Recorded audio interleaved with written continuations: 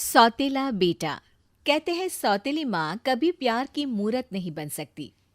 तो क्या सौतेला बेटा सपूत बन सकता है? चलिए देखते हैं। निरंजन की माँ बचपन में ही मर जाती है। पिता दूसरी शादी से शकुंतला को घर ले आते हैं।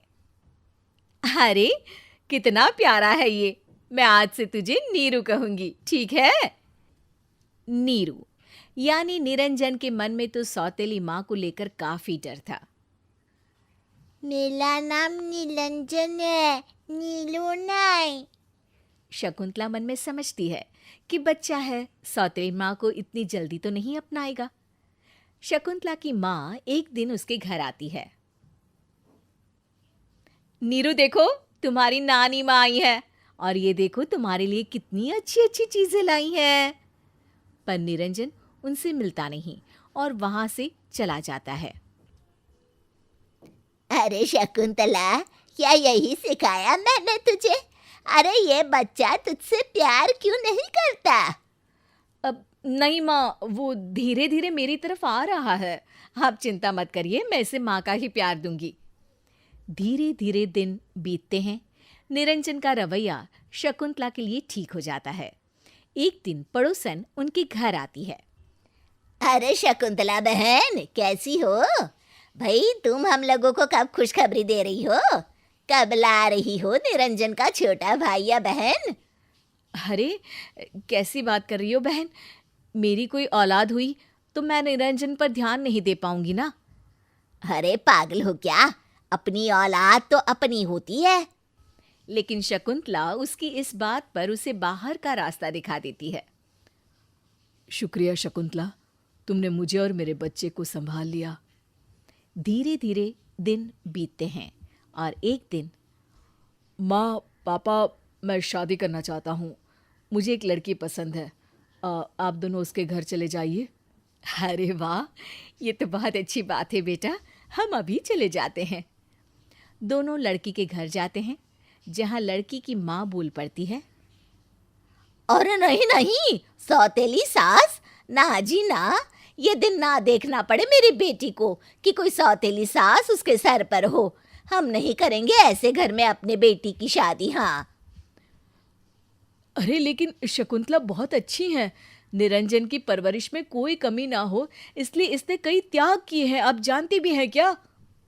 और रहने दो, भला कभी कोई सौतेली माँ अच्छी भी हुई है? हमें माफ कर दीजिए भाई। निरंजन को जब ये बात पता चलती है तो वो शकुंतला के पास जाता है। आपके कारण मेरी शादी नहीं हो पा रही। पता नहीं क्या चाहती है सौम्या। इतनी अच्छी लड़की है, मैं उसी से शादी करूंगा। मुझे वक्त दो बेटा, मैं तुम्हारी शादी सौम्या से ही करवा कर रहूंगी। ये बोलकर शकुंतला वहां से चली जाती है। फिर सौम्या के घर वाले खुद निरंजन के घर आकर शादी पक्की कर जाते हैं। दोनों की शादी भी हो जाती है। फिर एक दिन शकुंतला हाथ में सामान लेकर घर से निकल रही होती है। बेटा, अपनी गृहस्थी अच्छे से चलाना, दोनों प्यार से रहना और अपने पिता का ख्याल रखना। अरे लेकिन आप कहाँ जा रही हैं? और ये क्या कह रही हैं आप? तभी सौम्या आ जाती है। क्या आपको नहीं पता कि मेरे माता पिता ने आपसे शादी के लिए ये शर्त रखी थी, जिसे आपकी माँ और आपके पापा ने स्वीकार भी किया था? नहीं तो, मैं नहीं जानता था। लेकिन माँ से किसी को क्या तकलीफ है? नहीं नहीं, मैं किसी सौतेली औरत के साथ अपना घर साझा नहीं कर सकती। सौतेली औरत? अगर शकुंतला सौतेली होती तो शायद ये घर ऐसा नहीं होता और घर के कई और दावेदार भी होते। निरंजन मेरा इकलौता बेटा है, लेकिन शकुंतला के लिए भी वो उसका इकलौता रहा। देखिए पिताजी, शर्त आप लोगों ने मानी थी तभी ये शादी हुई है।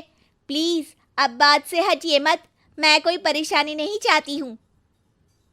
और शकुंतला और उसका पति घर छोड़कर चले जाते हैं। देखो निरंजन, परेशान मत हो, मैं हूं ना।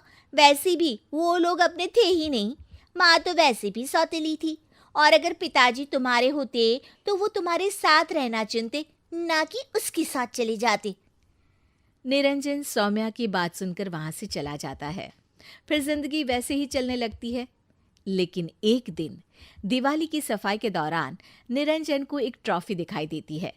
अरे वाह, ये तुम्हारी है? कितनी पुरानी लग रही है। किस लिए मिली थी तुम्हें ये ट्रॉफी? पढ़ाई के लिए। मैं पढ़ने में अव्वल था। माँ सारी रात जागकर मुझे पढ़ाती, मेरे लिए कॉफ़ी बनाती और लाइट जाने पर तो पूरी पूरी रात पंखा भी करती, पता है। इतना बोलते बोलते निरंजन का गला रूंध जाता है। अरे सब दिखावा होता है निरंजन, मेरी माँ ने बताया था। ये जो सौतेली माएँ होती है ना, चुड़ैल होती है, चुड़ैल। रात भर जागना इनकी आदत होती है। निरंजन चुप हो जाता है। वो वहाँ से चला जाता है, लेकिन अब वो चुपचाप रहने लगता है। फिर एक दिन, बहुत जोर से भूख लगी है, कुछ खाने को लाओ ना। आज बहुत जोर का बुखार हो रहा है, खाना नहीं बना पाऊंगी।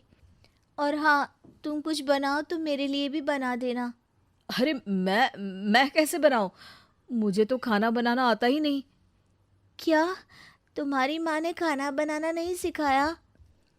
निरंजन को माँ याद आ जाती है। नहीं तो वो तो बड़ा ही प्यार से पालती थी मुझे।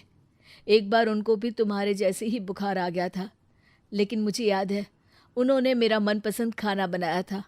वो कभी भी मुझे बाहर का खाना खाने नहीं देती थी। मैं जो बोलता वो बनाती, फिर चाहे आधी रात हो या फिर तड़का सवेरा। मेरी माँ तो मैं किचन में जाता तो भी डर जाती थी कि किसी चीज़ से मुझे चोट ना लग जाए।